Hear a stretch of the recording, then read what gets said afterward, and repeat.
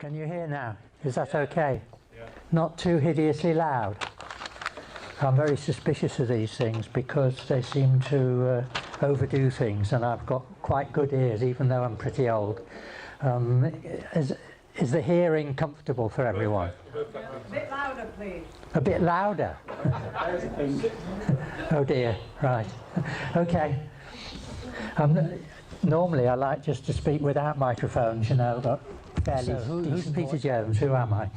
I'm quite well known in this field, but that, you know, means I'm a big fish in a very, very small pond indeed. There's hardly anyone else working in this field in the UK, and probably in the whole of the planet there's probably only a couple of hundred people active in this field.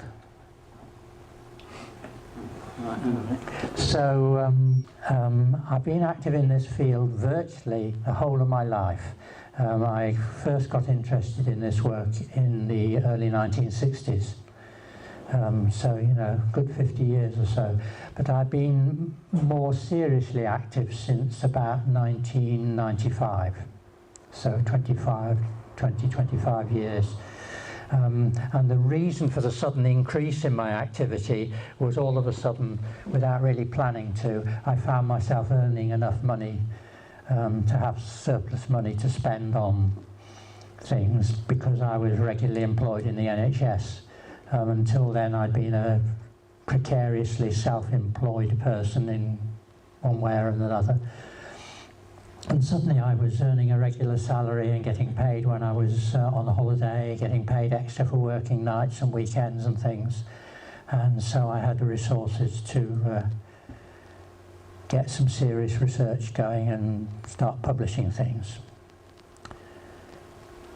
So that's me. I live in Preston in an ordinary domestic flat, in a block of flats that's notorious. Sandown Court, if anyone knows Preston. Apparently Sandown Court used to be a hotbed of druggies and prostitution and things in days gone by when it was owned by the council. But now it's owned privately, and it's a fairly reasonable place to live in. I've got a 2-bedroom flat which has got stuff coming out of the windows and under the front door almost. I've got so much equipment and a large library and things like that. I dare say some people here are in the same boat, I don't know. Oh, and I also try and make things, you know, equipment and so on. So that's my history. I always ask a few simple questions of audiences to try and get a feeling for where to pitch what I'm going to say. Is there anyone in this room who's read a book, or even a bit of a book, by Wilhelm Reich? R-E-I-C-H? No. Not by him, but about him. About him, right. What was it, as a matter of interest? I remember it was in the 80s. Right. And is there anyone who's even heard of Robert Brown? No. How many of you have heard of Brownian motion? 1, 2, 3, a handful, right, because that's an important concept. And Brownian motion is named after a botanist, Robert Brown, who lived from 1773 to 1858, if you want to place him in history. And what I'm talking about is very much to do with the history of science. Now, Wilhelm Reich, he lived from 1897 to 1957, fairly short life, only 60 years. Died in prison after being hounded and persecuted to death virtually by the FDA, which stands for the Food and Drugs Administration. I suppose it's the equivalent of the Ministry for Health or something like that in the UK. And they are people who vet all drugs and medical devices. In America, there's a very strict legal framework for the use of drugs and medical devices, much stricter than there is in this country.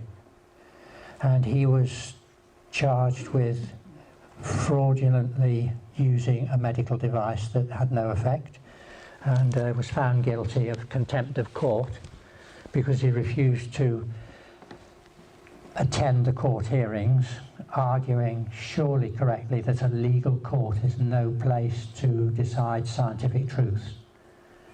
And he responded to the accusation, to the charge, with a long, carefully written document, and the judge in charge of the case decided that this wasn't a proper response, that he should have turned up in court, and he was sentenced to 2 years in prison for contempt of court, and he died in prison. And it was a blatant attempt to destroy his work and destroy the hugely important discoveries he'd made. Just chit-chatting, by the by, with 2 or 3 people here this evening, I have come across people who would benefit from Reich's discoveries without even looking for you, and yet they have been written off the map, wiped off the map legalistically. I'm going to try, and this is a massive quart pot. I'm going to put it into a pint pot for you, so it's going to be very difficult to do this in 5 minutes. Reich started out as the son of a rich landowning family in the extreme east of what used to be the Austro-Hungarian Empire. Grew up on a farm and had a lot to do with animals, animal breeding, animal sex and things like that. He wasn't a stranger to life. He was an orphan by the time he was about 16 or 17. And then World War I broke out, and he was conscripted into the army, and he became an officer in the artillery and fought right through World War I. Fortunately, on a front that wasn't as gruesome as the so-called Western Front. It was the Austro-Hungarian army against the Italian army. And that was pretty brutal, but nothing compared to what was happening in France and Belgium. And he survived the war without mishap, and returned to Vienna with no parents, no family, having lost what should have been a generous inheritance, and without a penny to his name. And he enrolled in Vienna University, started studying law, found it boring, moved over to medicine, and qualified as a doctor in 4 years. As an ex-serviceman, he was entitled to do a 6-year course in 4 years.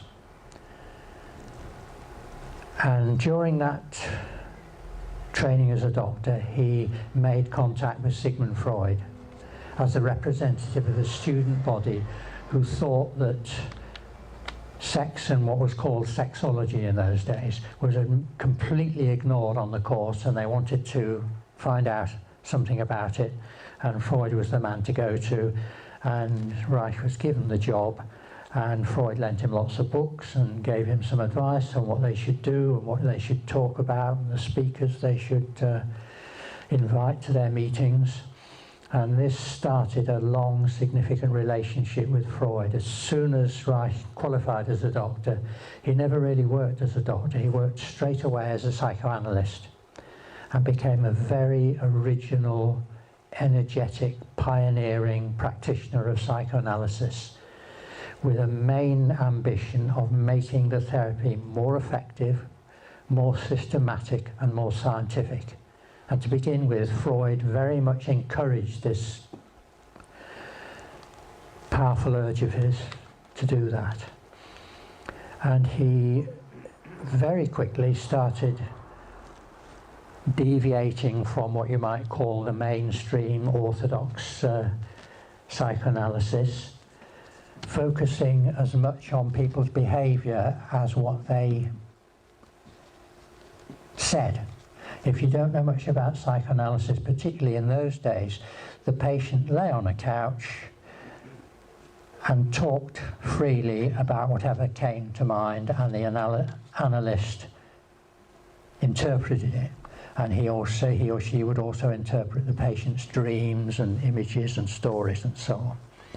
And Reich thought this was all very well, but it wasn't getting very far. It was haphazard and sometimes going nowhere. And psychoanalysis, the therapies were lasting longer and longer and longer. And he started, as I said, focusing on patients' behaviour rather than what they said. And this was much more significant and dug a lot deeper and seemed to be a much more positive approach to psychoanalysis. But he still felt that he was a loyal psychoanalyst and a pupil of Freud's at this stage. Now, if you start thinking about how someone behaves rather than what they just say, you very quickly get into how they stand, how they move, or if they don't move, the sound of their voice, or the lack of the sound of their voice. If someone talks like this, miserable and quiet and tearful, you know, it's telling you a lot. Regardless of what they're saying, it's telling you a lot about that person and their feelings and the way they're engaging with life, or not engaging with life. Now that's just one little caricature, a bit of a stereotype. If you bump into a new person and they talk like that, and they move like this, and they just seem afraid of the world, that's telling you volumes, volumes, even if that person can't say a word to the therapist, to the psychoanalyst. So once you start focusing on things like that, you notice someone's breathing, the way they stand, the way they look, the way they make eye contact, or don't, and so on. Now, all those factors were very, very important to Reich.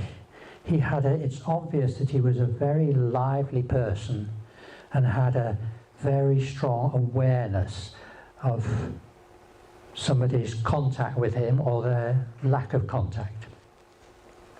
And he started working physically, digging at people's muscles, mobilizing their breathing, helping them to breathe more deeply and more fully and things like that. And the therapy just started running away. Compared to a spoken form of psychotherapy, this body therapy, I'm using that as a bit of a shorthand, is so profound and so deep and so fast moving.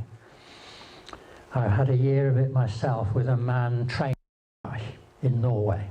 I spent more than a year in Norway in 1969-70, and that's why, because Reich was in exile in Norway from the Nazis, and he trained a handful of people in Norway, and one of them survived the war and still carried on as a practitioner, and he lived until 1975. That gentleman called Raknes, R-A-K-N-E-S. I'd have all these up on a PowerPoint presentation for you, but I can't get my PowerPoint to work, so I'll just have to spell them for you. Raknes himself was very well known in Norway. And Reich, because he spent 7 or 8 years in the country, he is known about in Norway in a way that he's not known about in England at all. And at the end of, just before the war, he migrated to the States. He got to America on the last liner to reach America before war broke out. So he just managed to escape with his life.